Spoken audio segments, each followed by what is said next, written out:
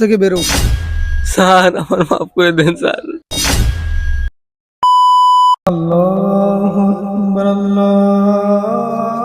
নামাজের সময় হয়ে যাচ্ছে, নামাজে যাওয়ার দরকার। শাহিন এইদিকে আসো। জি বস। বস কিছু বলবেন?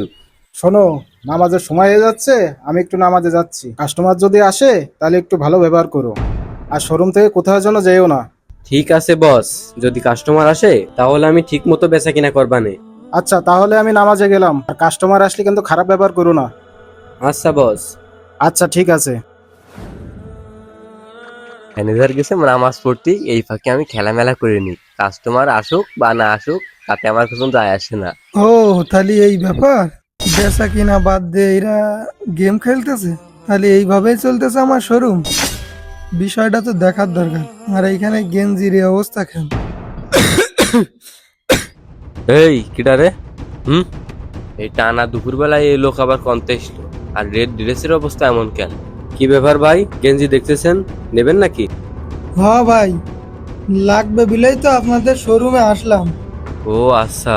সবই তো বুঝলাম, আপনি এটা কি করতেছেন? আজব, এটা কি করতেছেন আপনি? গেঞ্জি ছাড়েন মিয়া, গেঞ্জিটা ময়লা হয়ে যাবে না। ভাই আমি তো এটা নেব। এটা যে নেবেন আপনার কাছে টাকা আছে? ভাই আছে তো। আরে ভাই, আপনার কাছে টাকা আছে মানে? আপনার পোশাক আশাক দেখে তো মনে হয় না আপনার কাছে টাকা আছে। কি বলেন ভাই, আমার কাছে টাকা আছে, আর আপনি এরম ব্যবহার করতেছেন কেন ভাই? আইসে ফকিন্নি ঠকিনি, তা আপনার এইভাবে বলবো না তো কোন ভাবে বলবো? আইসিস তো ছিঁড়া লুঙ্গি পরে, তা আবার গলায় দেখছি ছিঁড়া গামছা। দেখি। হুম ভাই, আপনি আমার গামছাটা ছিঁড়ে দিলেন। আপনি জানেন আমরা কত পরিশ্রম করে কষ্ট করে একটা জিনিস কিনি? আপনার এই কাজটা করা মোটেও ঠিক হয়নি। এই মিয়া, কোনটা ঠিক আর কোনটা ভুল সেটা কি তোর কাছে শিখতে হবে আমার? আচ্ছা, আমার কলার ধরতেছেন কেন আপনি? আইসিস তো ছিঁড়া লুঙ্গি আর ছিঁড়া গামছা পরে, আবার মুখে মুখে তর্ক করিস? তোর সাহস তো কম না, তুই আবার এক্সেস কথা বলিস। তুই এক্ষুনি শোরুম থেকে বের হ। ভাই ভাই ভাই ভাই, আরে স্যার, আপনি এখানে কখন আসলেন? আরে বস, আপনি এই লোকটারে স্যার বলতেছেন কেন? আরে শাহিন, তুমি থামো। বস আপনি একটু চুপ করেন, আমি বিষয়টা দেখছি। আরে শাহিন, তুমি বুঝতেছো না, আমার কথা শোনো। বস আমাকে একটু কথা বলতে দিন। কোথা থেকে এসব ফকির ফাকরায় আমাদের শোরুমে এসেছে, আবার দেখেন মুখে মুখে তর্ক করছে। স্যার, অনেক বড় ভুল হয়ে গেছে। এই তুমি থামো, উনি হলেন আমাদের শোরুমের মালিক।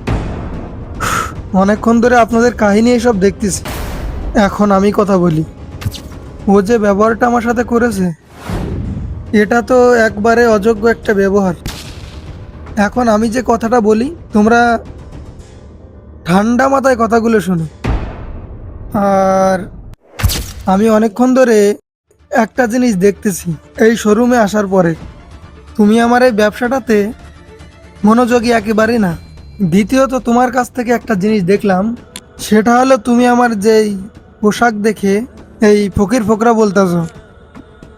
তারপরে কথা হলো তোমার ব্যবহার এত খারাপ। ম্যানেজার, তুমি এর মতো একটা ছেলেকে কিভাবে আমার শোরুমে রাখলে? স্যার, আমার কথাটা একটু শোনেন, আমি বিষয়টা দেখতেছি। তোমাদের এই বাংলা কথা আমি অনেক আগেই শুনেছি, এখন অত কথা বলতে চাচ্ছি না। এই মুহূর্তে এই ছেলেটাকে বেরো করো আমার শোরুম থেকে। কথা কি বুঝতে পেরেছো? জি স্যার। স্যার আমার ভুল হয়ে গেছে, এবার মতো মাফ করে দেন স্যার। কোনো কথা হবে না, তুমি শোরুম থেকে বেরো।